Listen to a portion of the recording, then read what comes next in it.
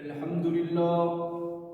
لله رب العالمين والعاقبة للمتقين والصلاة والسلام على سيد الأنبياء والمرسلين وعلى آله وأصحابه الطيبين الطاهرين وأصحاب المهديين الهادين أما بعد فأعوذ بالله من الشيطان الرجيم بسم الله الرحمن الرحيم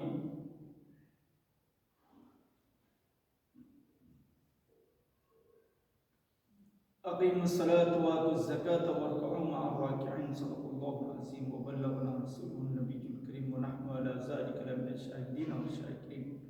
والحمد لله رب العالمين. محترم سامعین کرام، ابھی میں نے جس آیت کریمہ کی تلاوت کرنے کا شرف حاصل کیا، اللہ تبارک و تعالیٰ فرماتا ہے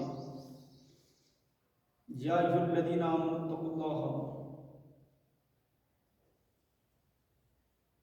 میرے پیارے آقا صلی اللہ علیہ وسلم کے پیارے دیوان و اللہ تبارک و تعالیٰ نے قرآن مقدس میں کئی جگہ نماز کے بارے میں ارشاد فرمایا، اور قرآن مقدس میں آیت کریمہ اللہ فرماتا ہے ان الصلاۃ تنہی عن الفحشاء والمنکر، بے شک نماز بے حیائی اور برے کاموں سے روکتی ہے، بری باتوں سے روکتی ہے. یقیناً اگر آپ معاشرے کا جائزہ لیں، کسی انسان کے اوپر غور و فکر کریں، تو آپ کو معلوم ہوگا کہ جو بے نمازی انسان ہے وہ بے حیائی کاموں میں لگا ہوا ہے، بری باتوں کے ساتھ اپنی زندگی کو گزار رہا ہے. نہ جانے وہ کتنے جھوٹ بول رہا ہے جو بے نمازی انسان ہے. اگر آپ انسان کے اوپر غور کریں گے جو بے نمازی ہے، یعنی وہ ہر تمام برائیوں میں گرفتار ہو رہا ہے جو انسان بے نمازی ہے. اگر آپ کسی نمازی انسان کو دیکھیں گے تو وہ نمازی انسان آپ کو تمام برائیوں سے بچتا نظر آئے گا. یہی حقیقت ہے نماز کی. میرے پیارے آقا صلی اللہ علیہ وسلم کے پیارے دیوانوں، قرآن نے فرمایا ان الصلاۃ تنہی عن الفحشاء والمنکر، نماز بے حیائی سے روکتی ہے. یقیناً انسان جو نماز پڑھتا ہے وہ بے حیائی کاموں سے رک جاتا ہے.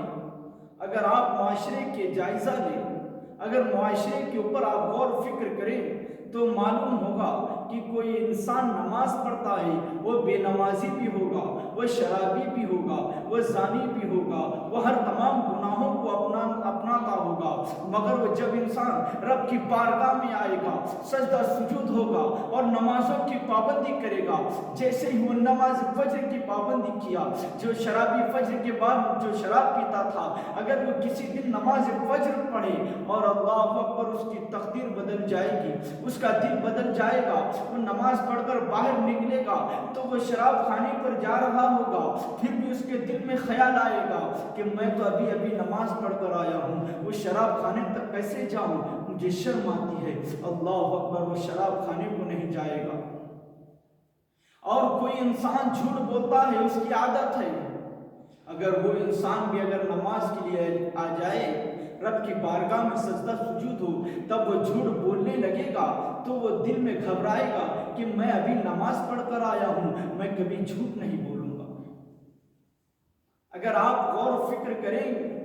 تو نماز کے فائدے آپ کو نظر آئیں گے. حدیث شریف میں آتا ہے کہ جو فجر کی نماز پڑھتا ہے اس کے چہرے پہ نور آتا ہے. اگر آپ جائزہ لیں، اگر کسی نمازی انسان کو ٹھہرائیں اور بے نمازی انسان کو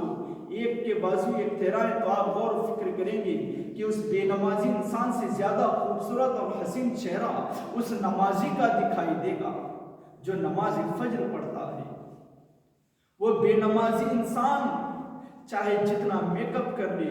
کتنا وہ پاؤڈر لگا لے یا کتنا بھی اپنے آپ کو سنوارے، مگر وہ نمازی انسان سے زیادہ خوبصورت نظر نہیں آئے گا. اور اگر آپ آج کے قوم مسلم کے نوجوانوں کو دیکھا جائے تو اپنی داڑھی کو منڈا کر نالیوں میں بہا رہے ہیں، اپنی خوبصورتی کو نالی میں بہا رہے ہیں.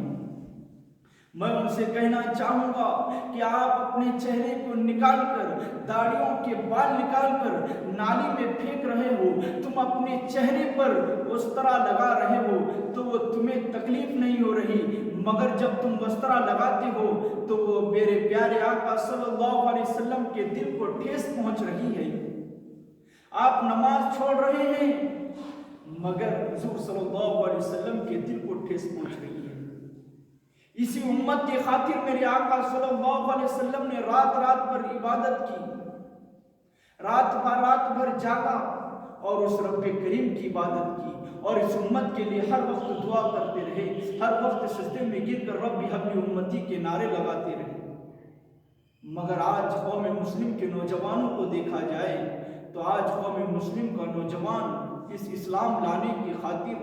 کتنے ہمارے بڑوں نے تکلیفیں اٹھائی، اس اسلام کی خاطر میرے آقا صلی اللہ علیہ وسلم نے رات بھر اللہ سے دعا کی کہ امت محمدیہ کو ترقی عطا فرما، مگر آج قوم مسلم کے نوجوان کیا صلہ دے رہے ہیں؟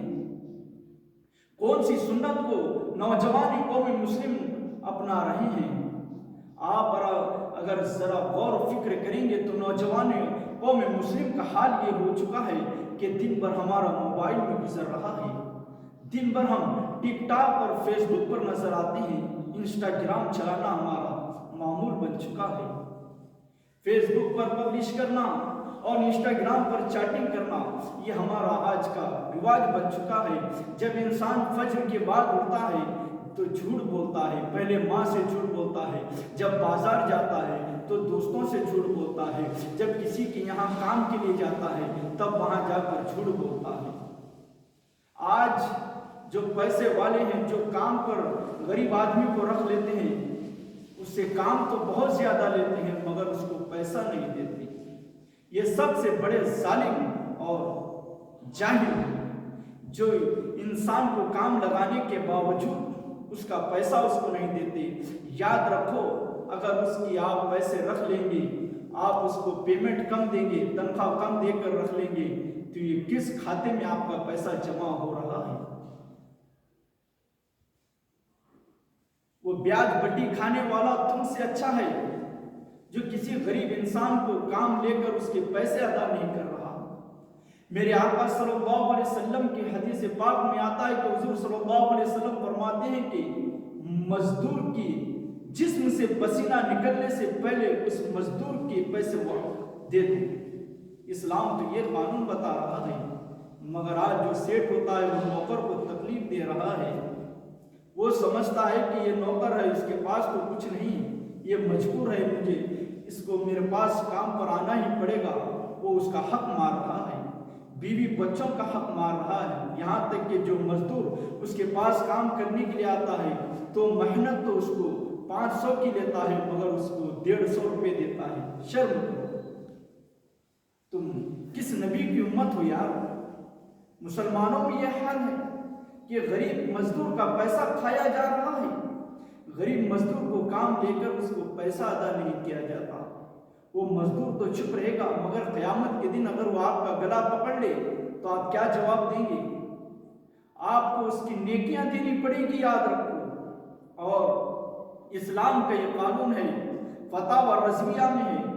کہ جو کسی کے 3 پیسے کھاتا ہے تو اس کو 500 باجماعت نمازیں اس کو دینی پڑے گی، وہ جس کے 3 پیسے کھایا ہے۔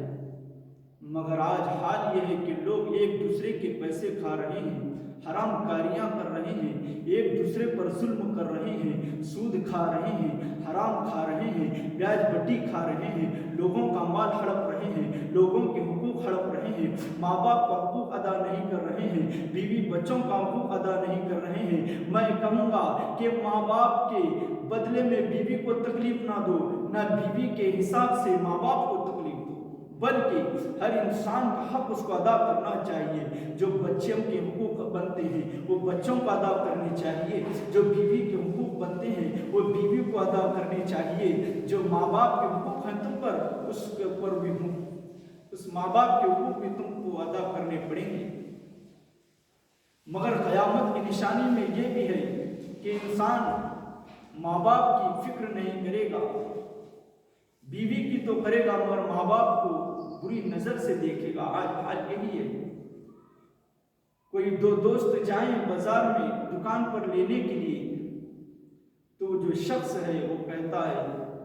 खाने के बाद दो शख्स जो होटल में चाय पीते हैं तो एक फौरन उठकर पैसे देता है, नहीं मैं दे रहा हूं, तू दे रहा, लड़ रहे हैं, मैं देता हूं। मगर यही वजह है, जब आपकी माँ रात को तड़प रही हो बिस्तर पर, कहे बेटा कि मुझे जरा सर में दर्द हो रहा है, जाओ जरा गोली ला कर दो, तो वो बेटा कहता है नहीं नहीं, क्या तुम्हें तकलीफ नहीं, तुम नाटक कर रही हो, तुम्हें कोई तकलीफ नहीं, मैं नहीं जाऊंगा। ये तो कयामत की निशानी है। अरे मुसलमानों, जिंदगी अल्लाह ने नाचने गाने के लिए नहीं दिया, जिंदगी अल्लाह ने ठुमके लगाने के लिए नहीं दिया, जिंदगी अल्लाह ने शराब के प्याले चखाने के लिए नहीं दिया, जिंदगी अल्लाह ने लड़कियों से दोस्तियां करने के लिए नहीं दिया, जिंदगी अल्लाह ने फेसबुक और इंस्टाग्राम चलाने के लिए नहीं दिया, जिंदगी अल्लाह ने लड़कियों से दोस्तियां करने के लिए नहीं दिया, जिंदगी अल्लाह ने हराम कारियों के लिए नहीं दिया, जिंदगी अल्लाह ने सूद खाने हराम कारोबार करने के लिए नहीं दिया, बल्कि अल्लाह ने जिंदगी दिया है, अल्लाह को राजी कर लो। अगर उसको राजी कर लोगे, दुनिया भी संवर जाएगी और आखिरत भी संवर जाएगी।